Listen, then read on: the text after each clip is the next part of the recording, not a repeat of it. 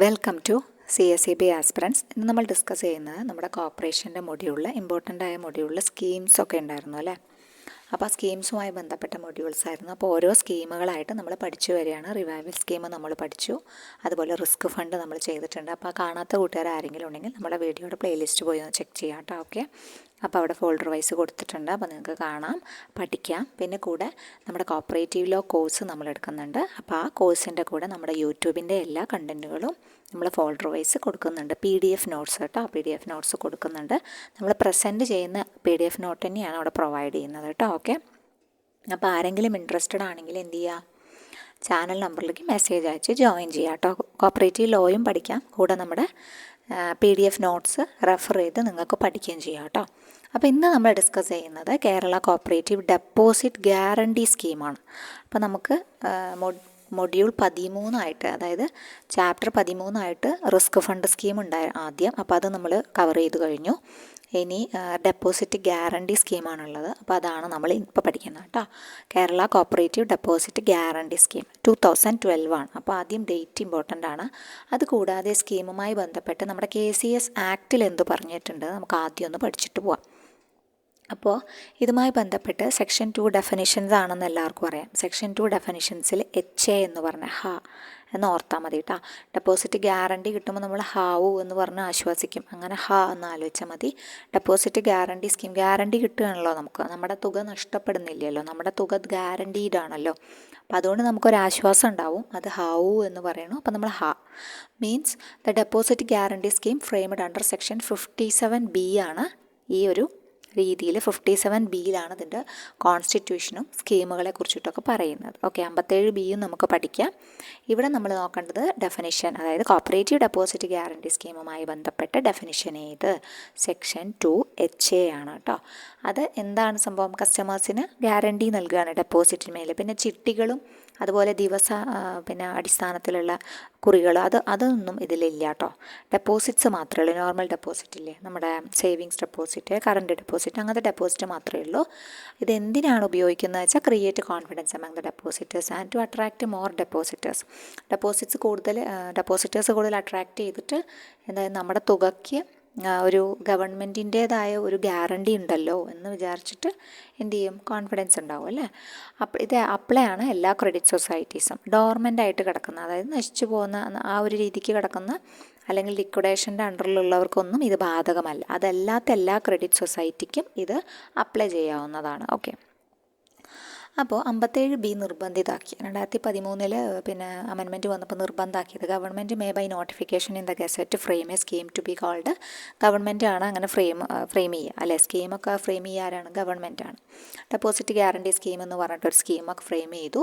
അപ്പോൾ അവരെന്തായാലും പറയണമെന്ന് വെച്ച് കഴിഞ്ഞാൽ സൊസൈറ്റി എന്ത് ചെയ്യണം, ഡെപ്പോസിറ്റ് ഗ്യാരണ്ടി സ്കീമിലേക്ക് അവർ പറഞ്ഞിട്ടുള്ള നിരക്കുകൾക്കനുസരിച്ച് എന്ത് ചെയ്യണം, പ്രൊവൈഡ് ചെയ്യണമെന്ന് പറഞ്ഞിട്ടുണ്ട് കേട്ടോ.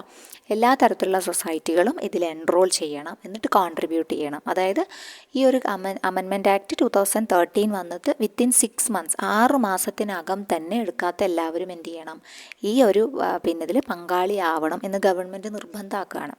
അങ്ങനെ ഫെയിൽ ചെയ്താൽ, അത് ചെയ്തില്ലെങ്കിൽ they have no right to accept deposits, സ്വീകരിക്കാനുള്ള അവരുടെ അവകാശം അല്ലെങ്കിൽ അവർ ചെയ്തിരിക്കുന്ന പണി അവരെന്ത് ചെയ്യും, രജിസ്ട്രാർ കോമ്പീറ്റൻ്റ് ആണ്, പ്രൊഹിബിഷൻ ഓർഡർ പുറപ്പെടുവിക്കും.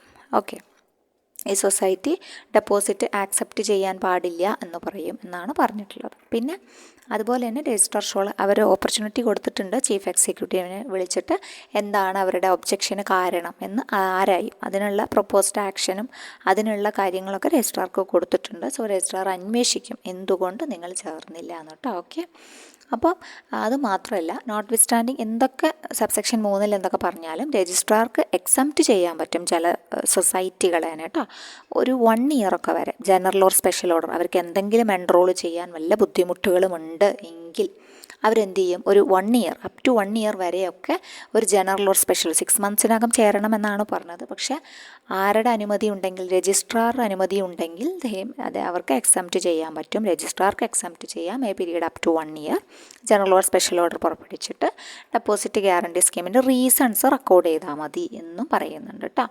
ഇനി ഇത് വയലേറ്റ് ചെയ്തു കഴിഞ്ഞാൽ, ഈ ഫെനി സൊസൈറ്റി വയലേറ്റ് ചെയ്തു കഴിഞ്ഞാൽ ഈ prohibition order registrar shall be competent to to demand a sum of ₹5,000 ആണ് പെനാൽറ്റി. നേരത്തെ റിസ്ക് ഫണ്ടിൽ നമ്മൾ കണ്ടു പെനാൽറ്റി 5,000 ആണ്. ഈ പെനാൽറ്റി അടച്ചില്ലെങ്കിലും 2 ആഴ്ചയ്ക്കകം ഡിമാൻഡ് നോട്ടീസ് കൈപ്പറ്റി. അവിടെ അങ്ങനെ തന്നെയാണ്, 2 ആഴ്ചയ്ക്കകം. റിസ്ക് ഫണ്ടിലും 2 ആഴ്ചയ്ക്കകം തന്നെയാണ് ഡിമാൻഡ് നോട്ടീസ് കൈപ്പറ്റിയിട്ട് അടച്ചില്ലെങ്കിൽ രജിസ്ട്രാർ എന്ത് ചെയ്യും, ഫിനാൻസിങ് ബാങ്കിനെ റിക്കവർ ചെയ്യാൻ വേണ്ടിയിട്ട് RR വഴിക്ക്, അതായത് റവന്യൂ റിക്കവറി ആക്ട് പ്രകാരം, ആ 1968 ഒന്ന് ഓർത്തിരിക്കണം കേട്ടോ. റവന്യൂ റിക്കവറി ആക്ട് 1968 ആണ്, അതിൻ്റെ ആക്ട് നമ്പർ 15 ആണെന്നൊക്കെ ഒന്ന് ഓർത്തിരിക്കുക. അപ്പോൾ അത് പ്രകാരം ഇവർ ഇത് ഈടാക്കും എന്നാണ് പറഞ്ഞത് കേട്ടോ. ഇനി ഈ വയലേഷൻ ഒരു കണ്ടിന്യൂയിങ് വണ്ണാണ്. എ ഫർദർ പെനാലിറ്റി, ഇത് തുടർന്നുകൊണ്ടിരിക്കുകയാണെങ്കിൽ further penalty of ₹1,000 every day, 1,000 ഓരോ ദിവസവും. എന്നാണോ after the first day during which the violation, എന്നാണോ വയലേഷൻ കണ്ടിന്യൂസ് ചെയ്തത്, തുടർന്നുകൊണ്ടിരിക്കുന്നത്, ആ ഓരോ ദിവസവും വെച്ചിട്ട് പെനാലിറ്റി 1,000 രൂപ അടച്ചുകൊണ്ടിരിക്കണം കേട്ടോ. ഓക്കെ. പിന്നെ ഇമ്പോർട്ടൻ്റ് ആയിട്ടുള്ള ഇവിടെ പറഞ്ഞിട്ടുള്ളത് 3 മാസത്തിനകം within 3 months from the close of financial year അടയ്ക്കണം എന്ന് പറഞ്ഞിട്ടുണ്ട്. ഗ്യാരണ്ടീഡ് എമൗണ്ട് പണ്ട് ഇപ്പം 5 ലക്ഷമാണ് കേട്ടോ, പ്രത്യേകം നോട്ട് ചെയ്യണം. ചിലപ്പോൾ അതാവും ചോദിക്കുക, നിങ്ങളെല്ലാം പഠിച്ചു പക്ഷേ അത് മാത്രം പഠിച്ചില്ലെങ്കിൽ നിങ്ങൾക്ക് ചോദ്യം കിട്ടില്ല. ഗ്യാരണ്ടീഡ് എമൗണ്ട് ഇപ്പോഴത്തെ 5 ലക്ഷമാണ്. ഫെയിലിയർ ആയിക്കഴിഞ്ഞാൽ 12% എന്ത് ചെയ്യേണ്ടത്, 12% പീനൽ ഇൻട്രസ്റ്റ് ഉണ്ട് കേട്ടോ. പെർ ഡേക്കാണ് കേട്ടോ, പെർ ഡേക്കാണ്. അപ്പോൾ ഇവിടെ നമ്മൾ പഠിച്ചത് എന്താണ്, ഇവിടെ നമ്മൾ പഠിച്ചത് അതല്ല. ഇവിടെ നമ്മൾ വയലേറ്റ് ചെയ്ത് കഴിഞ്ഞാൽ പ്രൊഹിബിഷൻ ഓർഡർ വന്നു, കൈപ്പറ്റി, എന്നിട്ട് ഒരു 5,000 രൂപ പെനാലിറ്റി വന്നു. ആ പെനാലിറ്റി അടച്ചില്ലെങ്കിലാണ് RR റവന്യൂ റിക്കവറി പറഞ്ഞിട്ടുള്ളത് കേട്ടോ. ആ വയലേഷൻ്റെ കാര്യമാണ് ഇവിടെ പറഞ്ഞിട്ടുള്ളത്. ആ 5,000 അടച്ചില്ല, ആ റവന്യൂ റിക്കവറി നേരിട്ടിട്ട് പിന്നെ വീണ്ടും അതിൽ കണ്ടിന്യൂ ചെയ്യുക, പിന്നെ എന്തെങ്കിലുമൊക്കെ വയലേഷൻസ് നടത്തുകയാണെങ്കിലാണ് 1000 രൂപ എവറി ഡേ വെച്ച് അടയ്ക്കേണ്ടി വരിക കേട്ടോ. ഓക്കെ. മറ്റത് നമ്മൾ ഡെപ്പോസിറ്റ് ഗ്യാരണ്ടി സ്കീം കറക്റ്റായിട്ട് അടച്ചില്ലെങ്കിലാണ് 12% പെനാലിറ്റി വരും. അല്ല, പീനൽ ഇൻട്രസ്റ്റ് എന്നാണ് അതിന് പറയുക, പെനാലിറ്റി എന്നല്ല പറയുക കേട്ടോ. ഓക്കെ, പീനൽ ഇൻട്രസ്റ്റ് വരും, ചീഫ് എക്സിക്യൂട്ടീവിനാണ് ഈടാക്കുക. അപ്പോൾ അത് ഓക്കെയാണ്, പെർ ഡേ ആണെന്ന് പ്രത്യേകം ഓർത്തിരിക്കണം. അപ്പോൾ ഇത്രയാണ് നമ്മുടെ ആക്റ്റിൽ പറയുന്നത്, സ്കീമുമായി ബന്ധപ്പെട്ട ആക്റ്റിൽ പറയുന്ന ഇത്രയും കാര്യം. 57B ആലോചിക്കണം, ഡെപ്പോസിറ്റ് ഗ്യാരണ്ടി സ്കീമാണെന്ന്. 2H അതുമായി ബന്ധപ്പെട്ട ഡെഫിനിഷൻ. അപ്പോൾ ഈ സ്കീം പിന്നെ കൊണ്ടു നടന്ന പ്രവൃത്തി അല്ലെങ്കിൽ പണിയെടുക്കുന്നത് ഈ സ്കീം മുമ്പിൽ ആരാണ്, ബോർഡാണ് അല്ലേ, അതാണ്. അപ്പോൾ ബോർഡാണ് എന്ത് ചെയ്യുന്നത്, ഈ സ്കീമിൻ്റെ പ്രകാരമുള്ള തുകകൾ കളക്ട് ചെയ്യുന്നതും അപ്പോൾ അതുമായി ബന്ധപ്പെട്ട പ്രവർത്തനങ്ങളൊക്കെ ചെയ്യുന്നത് കോൺസ്റ്റിറ്റ്യൂട്ട് ചെയ്യുന്നത് ഗവൺമെൻറ് തന്നെയാണ്. പക്ഷേ പണിയെടുക്കുന്നത് ബോർഡാണ്. അപ്പോൾ അതുകൊണ്ട് ആ ബോർഡിനെ കുറിച്ച് നമുക്ക് പഠിക്കാം. Kerala cooperative deposit guarantee fund board എന്നാണ് അവരറിയപ്പെടുന്നത് കേട്ടോ. ഫണ്ട് ബോർഡ് എസ്റ്റാബ്ലിഷ് ചെയ്ത ഡേറ്റ് വളരെ ഇമ്പോർട്ടൻ്റ് ആണ്. ഓക്കെ, പഠിച്ചിരിക്കണം, ഇമ്പോർട്ടൻ്റ് ആണ് കേട്ടോ. ഓക്കെ. അപ്പോൾ 2012 എന്ത് ചെയ്തത്, ബോർഡ് തുടങ്ങിയത്. ജാനുവരി 11 കേട്ടോ. ജാനുവരി 11, 2012 എന്ത് ബോർഡ് എസ്റ്റാബ്ലിഷ് ചെയ്തത്. 57B പ്രകാരമാണെന്ന് നമുക്ക് അറിയാം. Kerala cooperative deposit guarantee scheme 2012 57Bയിലാണുള്ളത് കേട്ടോ. അപ്പോൾ അതും ഒന്ന് കണക്ട് ചെയ്ത് വെക്കുക അതുമായിട്ട്. അപ്പോൾ രജിസ്ട്രാറിൻ്റെ കീഴിലുള്ള എല്ലാ സൊസൈറ്റികളും government have decided to enrol all cooperative societies under the control of registrar of cooperative societies.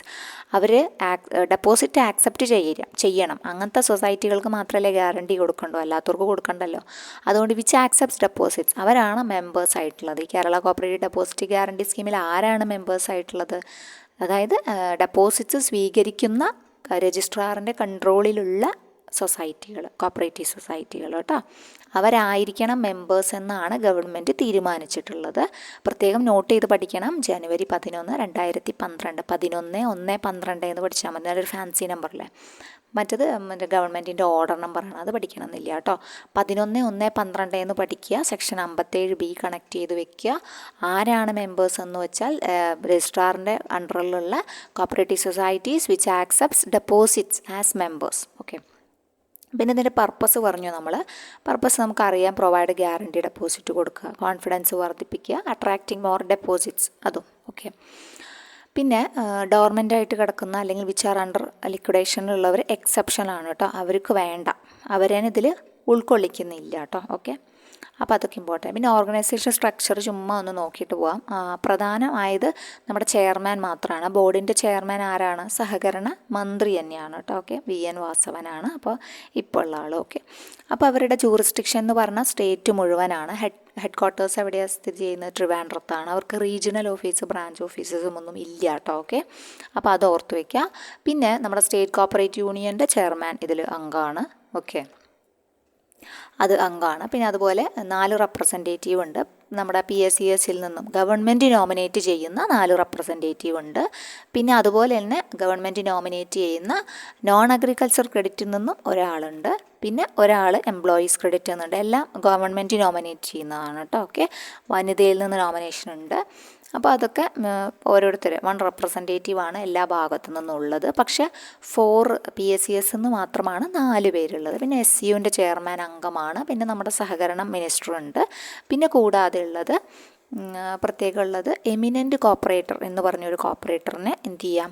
ഗവൺമെൻറ്റിന് നോമിനേറ്റ് ചെയ്യാമെന്ന് പറഞ്ഞു. എമിനൻ്റ് കോപ്പറേറ്റർ എന്ന് പറഞ്ഞു കഴിഞ്ഞാൽ ഈ ഫീൽഡിൽ കറക്റ്റായിട്ട് നിൽക്കുന്ന ഒരാളാണ്, അറിവുള്ള ഒരാളാണ് കേട്ടോ.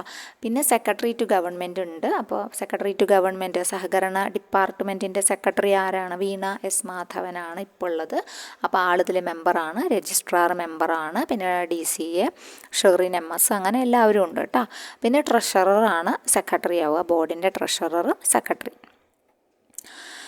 അപ്പോൾ അത് ഇമ്പോർട്ടൻ്റ്. സെക്രട്ടറി ട്രഷററും ഒരാൾ തന്നെയായിരിക്കും. പിന്നെ ഈ നമ്മൾ പറഞ്ഞ എമിനൻ്റ് കോപ്പറേറ്ററിനെ നോമിനേറ്റ് ചെയ്യുന്ന ഗവൺമെൻറ് ആണെന്ന് പറഞ്ഞു. അവരുടെ കാലാവധി തീരുമാനിക്കുന്നത് during the pleasure of the government ആട്ടോ. ഗവൺമെൻറ്റിൻ്റെ ഇഷ്ടമുള്ള അത്രയും കാലം തുടരാം അവർക്ക്. ബാക്കിയുള്ളവർക്കൊക്കെ 5 വർഷമാണ് കാലാവധി കേട്ടോ. ഓക്കെ, 5 വർഷമാണ് ബാക്കിയുള്ളവരുടെ കാലാവധി പറയുന്നത്. ടേം ഓഫ് ദ ബോർഡ് ചോദിച്ചു കഴിഞ്ഞാൽ 5 വർഷമാണ് കേട്ടോ. പിന്നെ അമെൻമെൻറ്റ് ഇപ്പോൾ നമ്മൾ പറഞ്ഞു 5 ലക്ഷമാക്കി ഉയർത്തിയിട്ടുണ്ടെന്ന് പറഞ്ഞു. ഡെപ്പോസിറ്റ് ഗ്യാരണ്ടി സ്കീമിൻ്റെ 2 ലക്ഷമായിരുന്നു പരിധി, ഇപ്പം അത് 5 ലക്ഷമാക്കി ഉയർത്തിയിട്ടുണ്ട്. പ്രത്യേകം നോട്ട് ചെയ്ത് വെക്കുക. ഓക്കെ, പുതിയൊരു പിന്നെ അമെൻമെൻറ്റ് വന്നപ്പോഴാണ് കേട്ടോ, ഓർഡർ വന്നപ്പോഴാണ് 2023 കേട്ടോ. 6/7/2023, അതായത് 161/2023 ഗവൺമെൻറ് ഓർഡറിലാണ് 5 ലക്ഷം പരിധിയാക്കി ഉയർത്തിയത്. ചിലപ്പോൾ അതാവും ചോദിക്കുക.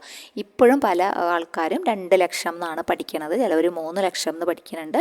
5 ലക്ഷമാണ് കറക്റ്റ് എമൗണ്ട് കേട്ടോ. ഓക്കെ, അപ്പോൾ അത് എമൗണ്ട് ഗ്യാരണ്ടീഡ് പെർ ഡെപ്പോസിറ്റർ അല്ലെങ്കിൽ പെർ ബാങ്കിനാണ് കൊടുക്കുക കേട്ടോ. സൊസൈറ്റി പെർ ഡെപ്പോസിറ്റർ ആവാം, പെർ ബാങ്ക് ആവാം, പെർ സൊസൈറ്റി ആവാം. അതാണ് 2 ലക്ഷത്തിൽ നിന്ന് 5 ലക്ഷമാക്കി ഉയർത്തിയിട്ടുണ്ടെന്ന് പറഞ്ഞത്. ഓക്കെ, ഇനി ഈ ഫണ്ട് കോൺസ്റ്റിറ്റ്യൂട്ട് ചെയ്യുന്നതുമായി ബന്ധപ്പെട്ടിട്ടാണ്. ഫണ്ട് കോൺസ്റ്റിറ്റ്യൂട്ട് ചെയ്യുന്നത് എങ്ങനെയാണെന്ന് വെച്ചാൽ ഇവരുടെ എല്ലാ സൊസൈറ്റികളിൽ നിന്നുള്ള കോൺട്രിബ്യൂഷൻസ് ഫ്രം സൊസൈറ്റീസാണ്.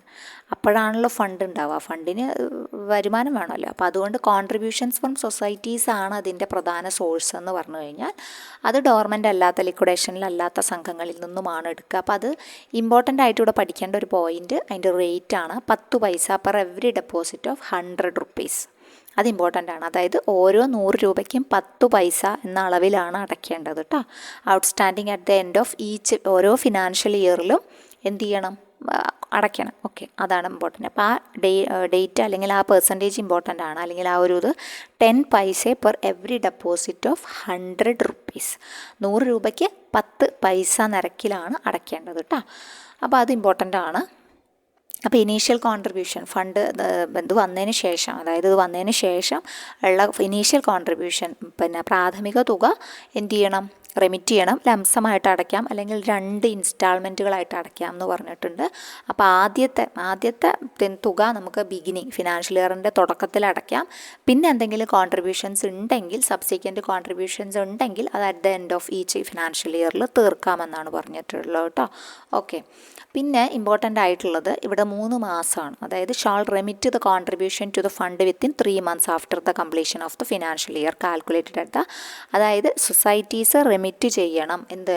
ഈ ഫണ്ടിലേക്കുള്ള contributions within 3 months after the completion of financial year calculate ചെയ്ത് അറ്റ് ദ പ്രിസ്ക്രൈബ്ഡ് റേറ്റ് പറഞ്ഞിട്ടുണ്ടല്ലോ. അപ്പോൾ അതിനനുസരിച്ചിട്ട് 3 മാസത്തിനകം എന്ത് ചെയ്യണം? ഇങ്ങനെ കോൺട്രിബ്യൂഷൻ നടത്തണം എന്നാണ് പറഞ്ഞിട്ടുള്ളത് കേട്ടോ. പിന്നെ ചീഫ് എക്സിക്യൂട്ടീവാണ് അതിന് ലയബിൾ ഉള്ളത്. ഫെയിൽ ചെയ്ത് കഴിഞ്ഞാൽ അത് എല്ലായിടത്തും അങ്ങനെ തന്നെയാണല്ലോ. ആൾക്കാണ് പണിയാവുക. അടച്ചില്ലെങ്കിൽ ഡീഫോൾട്ട് കോൺട്രിബ്യൂഷൻസിന് 12% എന്ത് ചെയ്യുന്നത്? പേയ്മെൻറ്റ് നടത്തിയില്ലെങ്കിൽ പേയ്മെൻറ്റ് അടക്കണ വരെ പെർ ഡേ ആണ് പറയുന്നത് കേട്ടോ. പെർ ഡേ അടയ്ക്കണ വരെ 12% പെർ ആനം കൊടുക്കേണ്ടി വരും കേട്ടോ. ഓക്കെ, ഇനി അപ്പോൾ അത് ഇമ്പോർട്ടൻ്റ് ആണ്. If the annual contribution is not paid within 3 മാസത്തിനകം അടച്ചില്ലെങ്കിൽ 3 മാസത്തിനകം അടയ്ക്കേണ്ടതാണെന്നാണ് പറഞ്ഞിട്ടുള്ളത്. അത് സാമ്പത്തിക വർഷം അവസാനിച്ച് 3 മാസത്തിനകം അടയ്ക്കണം കേട്ടോ. ഈ എമൗണ്ട് അടയ്ക്കണം. അതായത് ഇപ്പം നമ്മുടെ April 1 ടു March 31 അല്ലേ. അപ്പോൾ ഏപ്രിൽ, മെയ്, ജൂൺ ആ ഒരു സമയം, ജൂൺ 30 ആ ഒരു സമയമൊക്കെ ആകുമ്പോഴേക്കും എന്ത് ചെയ്യണം, അവർ സാമ്പത്തിക വർഷം അവസാനിച്ച് 3 മാസത്തിനകം അടയ്ക്കാനുള്ള തുകകളൊക്കെ എന്ത് ചെയ്യണം, അടയ്ക്കണം. കോൺട്രിബ്യൂഷൻസൊക്കെ അടയ്ക്കണം. അങ്ങനെ അടച്ചിട്ടില്ലെങ്കിലാണ് ചീഫ് എക്സിക്യൂട്ടീവിന് 12% എന്ത് ചെയ്യുക, പണി വരിക കേട്ടോ. ഓക്കെ, അപ്പോൾ അത് ഇമ്പോർട്ടൻ്റ് ആണ്. അങ്ങനെ ചെയ്തില്ലെങ്കിൽ എന്ത് ചെയ്യാം, വേണമെങ്കിൽ അതിന് പ്രതികാര നടപടി എന്നോണം ഡെപ്പോസിറ്റ്സ് ഓഫ് സൊസൈറ്റി എക്സ്ക്ലൂഡ് ചെയ്യാം, ഗ്യാരണ്ടി കവറിൽ നിന്നും ഒഴിവാക്കുകയും ചെയ്യാം കേട്ടോ. തുടർച്ചയായിട്ട് അങ്ങനെ ചെയ്തു കഴിഞ്ഞാൽ അങ്ങനെയും ഉണ്ടാവും കേട്ടോ. ഓക്കെ, ഇനിയിപ്പം എന്തെങ്കിലും കോൺട്രിബ്യൂഷൻ റിമിറ്റ് ചെയ്തിട്ട് പിന്നെ അത് റീഫണ്ട് ചോദിക്കാൻ പാടില്ല. റീഫണ്ട് ഇല്ല. ഓക്കെ, ഇനി സൊസൈറ്റി ഫോർ എനി റീസൺ, ഒരു റീസണിനും റീഫണ്ട് അവൈലബിൾ അല്ല. Okay, the government may at their option make a contribution to corpus of fund maximum to an extent to the total amount contributed by the member societies. അപ്പോൾ എല്ലാ പണം deposit ചെയ്യുന്നത് ആരാണ്, secretary treasurer of the ബോർഡിൻ്റെ പേരിലാണ്. നമ്മുടെ Kerala state cooperative bank, അതായത് കേരള ബാങ്കിൽ, അല്ലെങ്കിൽ പണ്ട് DCBയിൽ പറഞ്ഞായിരുന്നു, ഇപ്പോൾ അല്ലെങ്കിൽ ട്രഷറിയിലായാലും മതി കേട്ടോ. DCBയിലോ ട്രഷറിയിലോ കേരള സ്റ്റേറ്റ് കോപ്പറേറ്റീവ് ബാങ്ക്, അതായത് കേരള ബാങ്കിൽ എവിടെ വേണമെങ്കിലും നിക്ഷേപിക്കാം. ഇവർക്ക് സെക്രട്ടറി ട്രഷറർ ഓഫ് ദ ബോർഡിൻ്റെ പേരിലാണ് അക്കൗണ്ട് ഓപ്പൺ ചെയ്തിട്ട് അവിടെയാണ് ഇത് ഡെപ്പോസിറ്റ് ചെയ്യുന്നത് എന്ന് ഓർത്തിരിക്കുക. അപ്പോൾ ഇത്രയാണ് ഡീറ്റെയിൽഡ് ആയിട്ടുള്ള കാര്യങ്ങൾ. അപ്പോൾ നമുക്ക് എന്ത് ചെയ്യാം, പോയിൻ്റ് വൈസ് ഒന്ന് നോക്കാം കേട്ടോ.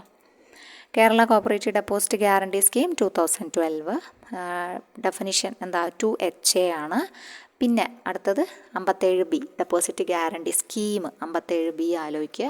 പിന്നെ ആലോചിക്കേണ്ടത് 6 മാസം എന്തായിരുന്നു, വിത്തിൻ 6 months കമൻസ് ചെയ്ത് 2013 അമെൻമെൻറ്റ് ആക്ട് വന്ന് 6 മാസത്തിനകം സൊസൈറ്റികളൊക്കെ എന്ത് ചെയ്യണം, ചേരാത്തവരൊക്കെ വേഗം വന്നതിൽ ചേരണം അല്ലേ.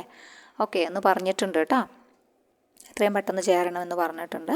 അല്ലെങ്കിൽ പ്രൊഹിബിഷൻ ഓർഡർ വരും, രജിസ്ട്രാർ പവർ ഉപയോഗിക്കും, ഓർഡർ പുറപ്പെടുവിക്കും, അവർക്ക് ചീഫ് എക്സിക്യൂട്ടീവിനോട് വിളിച്ച് ചോദിക്കും എന്തുകൊണ്ട് ചേർന്നില്ല എന്ന് ചോദിക്കും. ഇനി അങ്ങനത്തെ പ്രശ്നങ്ങളൊക്കെ ഉണ്ടാവും. ഇനിയിപ്പോൾ എല്ലാ പ്രശ്നം എന്തോ ഉള്ള സൊസൈറ്റി ആണ് എന്ന് രജിസ്ട്രാർക്ക് ബോധ്യപ്പെട്ട് കഴിഞ്ഞാൽ 1 year എന്ത് ചെയ്യാൻ പറ്റും, ഒരു ജനറൽ ഓർ സ്പെഷ്യൽ ഓർഡർ പുറപ്പെടുവിച്ചിട്ട് കുറച്ചൊരു എക്സംപ്റ്റ് ചെയ്ത് കൊടുക്കാൻ പറ്റും എന്നും പറയുന്നുണ്ട്. ഓക്കെ, അപ്പോൾ പെനാലിറ്റി ഉണ്ട്. എന്താ പെനാലിറ്റി, വയലേറ്റ് ചെയ്ത് കഴിഞ്ഞാൽ പ്രൊഹിബിഷൻ ഓർഡർ വന്നു, അത് വയലേറ്റ് ചെയ്ത് കഴിഞ്ഞാൽ 5000 രൂപയാണ് പെനാലിറ്റി. സ്ഥിരമായിട്ട് 2 ആഴ്ചക്കകം 2 വീക്കിനകം അത് അടയ്ക്കണം. അടച്ചില്ലെങ്കിൽ RRR പ്രകാരം ഫിനാൻസിങ് ബാങ്കിനും അയച്ച് അവരതൊന്ന് കട്ട് ചെയ്തെടുക്കും കേട്ടോ. ഇനി തുടർച്ചയായിട്ട് ഇത് ഒരു പരിപാടിയാക്കുകയാണെങ്കിൽ 1000 ഫോർ എവറി ഡേ ലെവി കൊടുക്കണം കേട്ടോ. ഓക്കെ, പിന്നെ ഇമ്പോർട്ടൻ്റ് എമൗണ്ട്, ഗ്യാരണ്ടീഡ് എമൗണ്ട് 5 ലക്ഷം രൂപയാണ്. പണ്ടത്തെ എമൗണ്ട് അല്ല. പണ്ട് 3 ലക്ഷം പിന്നെ 2 ലക്ഷം എന്നൊക്കെ പരിധികളുണ്ടായിരുന്നു. ഇപ്പം 5 ലക്ഷമാണ് കേട്ടോ. ഇനി അടച്ചില്ലെങ്കിൽ, അതായത് സാമ്പത്തിക വർഷം അവസാനിച്ച് 3 മാസത്തിനകം അടയ്ക്കണം. 3 മാസത്തിനകം അടച്ചില്ലെങ്കിൽ 12% ഫെയിലിയർ വരും കേട്ടോ. Okay, 3 months close of financial year, സാമ്പത്തിക വർഷം അവസാനിച്ച് 3 മാസത്തിനകം അടയ്ക്കണം. അടച്ചില്ലെങ്കിൽ 12% പിഴപ്പലിശ ഈടാക്കുന്നതാണ്. ഓക്കെ, പിന്നെ ഇതിൻ്റെ ഡേറ്റ് പഠിക്കണം കേട്ടോ. 11/1/12 അതിനാണ് ഈ ബോർഡ് രൂപീകരിച്ചത്. 57B അതുമായി കണക്ട് ചെയ്ത് വെക്കുക. പിന്നെയൊക്കെ നിങ്ങൾ വായിച്ചു വിട്ടാൽ മതി കേട്ടോ.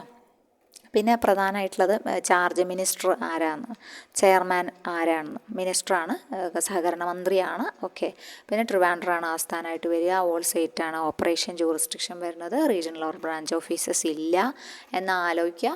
പിന്നെ ആലോചിക്കാനുള്ളത്, ഇവർക്ക് പ്രത്യേകിച്ചൊരു സംഭവം ഉള്ളത് 1 എമിനൻറ്റ് കോപ്പറേറ്റർ കേട്ടോ നോമിനേറ്റ് ചെയ്യാൻ പറ്റുമെന്ന് പറഞ്ഞാൽ അതിൻ്റെ പീരീഡ് തീരുമാനിക്കുന്നത് പ്രഷർ ഓഫ് ദ ഗവൺമെൻറ് ആണ്. പിന്നെ എല്ലാവരും ഉണ്ട് ഇതിൽ അംഗങ്ങളായിട്ടുള്ളത്. 4 റെപ്രസെൻറ്റേറ്റീവ് PACSൽ നിന്നും ഒക്കെ നോമിനേറ്റ് ചെയ്യുന്നത് ഗവൺമെൻറ് ആണ്, ഓരോരുത്തരും എല്ലാ ഭാഗത്തു നിന്നും കേട്ടോ. അതൊക്കെ ഒന്ന് ആലോചിച്ച് വെക്കുക. പിന്നെ നമ്മുടെ അതായത് ഫണ്ട് കോൺസ്റ്റിറ്റ്യൂട്ട് ചെയ്യുമ്പോൾ ഇമ്പോർട്ടൻ്റ് ആണ്. അറ്റ് ദ റേറ്റ് ഓഫ് 10 പൈസ per every deposit of 100 rupees അത് പഠിക്കണം കേട്ടോ. ഓക്കെ, അത് ഇമ്പോർട്ടൻ്റ് ആണ്.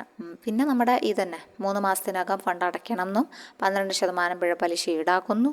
ആരുടെ, ചീഫ് എക്സിക്യൂട്ടീവിനാണ് അതിന് റെസ്പോൺസിബിലിറ്റി ഉള്ളത് എന്നും പഠിക്കുക. അത്രയൊക്കെ ഉള്ളൂ അപ്പോൾ നമ്മുടെ ഈ ഒരു ഡെപ്പോസിറ്റ് ഗ്യാരണ്ടി സ്കീമുമായി ബന്ധപ്പെട്ട് നമുക്ക് പഠിക്കാം കേട്ടോ. ഓക്കെ, വളരെ ഇമ്പോർട്ടൻ്റ് ആയ സ്കീമാണ്. അപ്പോൾ നമ്മൾ അത്യാവശ്യം എല്ലാ ഫാക്ട്സും കവർ ചെയ്തിട്ടുണ്ട്. അപ്പോൾ അതിൻ്റെ PDF വേണമെങ്കിൽ നമ്മുടെ പെയ്ഡ് ഗ്രൂപ്പിൽ ഉണ്ട് കേട്ടോ. പെയ്ഡ് ഗ്രൂപ്പിൽ ഇട്ടിട്ടുണ്ടാവും വീഡിയോയും, പിന്നെ അതിൻ്റെ കൂടെ തന്നെ നമ്മൾ PDF നോട്ടും പ്രൊവൈഡ് ചെയ്യുന്നുണ്ട്. അപ്പോൾ ഇൻട്രസ്റ്റഡ് ആയ ആൾക്കാർ ജോയിൻ ചെയ്യാം. ഓക്കെ, അപ്പോൾ നമുക്ക് അടുത്ത വീഡിയോയിൽ കാണാം. താങ്ക്